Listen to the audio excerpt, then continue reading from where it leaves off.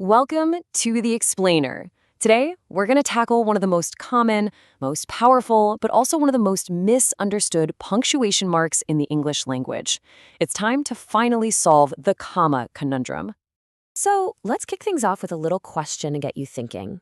When you're writing, what's that one tiny mark that can completely change the rhythm, the flow, and yeah, even the entire meaning of your sentence? You guessed it, it's the humble comma. But it's so much more than just a place to take a breath. It's a critical tool for separating your ideas, organizing information, and bringing some serious clarity to your writing. Okay, so here's our roadmap for this explainer. First up, we're going to look at the comma's most basic job, separating things. Then we'll see how it adds those extra little details. After that, we'll check out its role as a kind of superhero, preventing all sorts of confusion. And finally, we'll pull it all together so you can become a true comma master. All right, let's jump right in with the comma's first big job, creating order by, you guessed it, separating the different parts of a sentence. This is probably the one comma rule everyone remembers from school, right? Whenever you've got a list of 3 or more things, doesn't matter if they're nouns, verbs, or adjectives, the comma is your absolute best friend for keeping things organized and easy to read. And you can see exactly what I mean right here. Just notice how the commas neatly tick off each activity. Swimming, running, cycling. It's just way cleaner than having a big jumbled mess of words, isn't it? Now, this is where it gets really interesting, how commas team up with this special group of words. If you've got 2 complete thoughts, what the grammar pros call independent clauses, that could totally be their own sentences, you can link them using one of these fanboys conjunctions.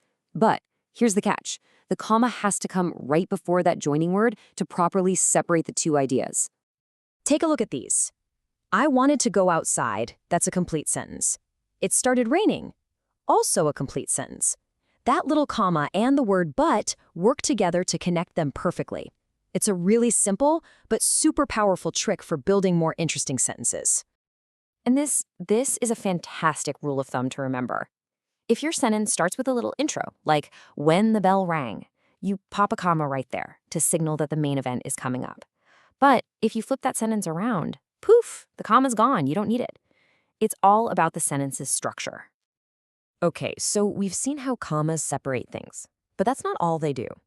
Commas can also frame information right inside your sentence. I like to think of them kind of like a set of brackets, creating a little container for bonus details. So the key things to remember here is this. If you can literally lift a chunk of information out and the sentence still makes perfect sense, then that information is non-essential. It needs to be framed by commas. For example, Amma won the competition. Boom, still works. My best friend is just a nice little bonus detail. Okay, this has a fancy grammar name and a positive, but don't let that scare you. All it really means is sticking a phrase right next to a noun to explain it a bit more. The Restoration Poet is just another way of saying Alexander Pope. The commas are basically little signs that say, hey, just so you know, here's a bit more info. All right, now for my favorite part, and maybe the most important job a comma has, its third key function, which is to clarify. This is where the comma becomes a total superhero, saving our sentences from being completely misunderstood. The classic. You've probably seen this one before, and for good reason. On the left, you're inviting your grandmother to come eat with you. But on the right, well, let's just say things take a very, very dark turn for Grandma. That one tiny comma makes all the difference in the world. So that whole grandma thing, this is the rule that explains it. Whenever you talk directly to someone using their name or their title, you set their name off with commas. It makes it crystal clear you're talking to them, not just about them. And of course, you absolutely need commas when you're writing dialogue. The comma is what separates the actual words someone is saying from the part that tells us who's doing the talking, like said Kwaku or she asked. And finally, sometimes it's just about following the rules of the road, the standard conventions. Commas help us write out dates, addresses, and professional titles in a way that everybody understands. It just keeps everything neat, tidy, and easy for everyone to read.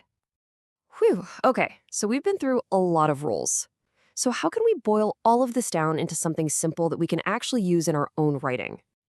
When you get right down to it, it all comes back to these 3 main jobs. Just ask yourself, does this comma separate things? Does it frame some extra non-essential info? Or does it clarify what I'm trying to say? If your comma is doing one of those three things, chances are you've nailed it. And there you have it, our deep dive into the mighty comma. It's so much more than just a pause. It's a tool for precision. So the next time you write something, don't just sprinkle commas in where you might take a breath. Ask yourself, am I separating, framing, or clarifying? So go on, wield that powerful little mark, and just see how much clearer and stronger your writing becomes.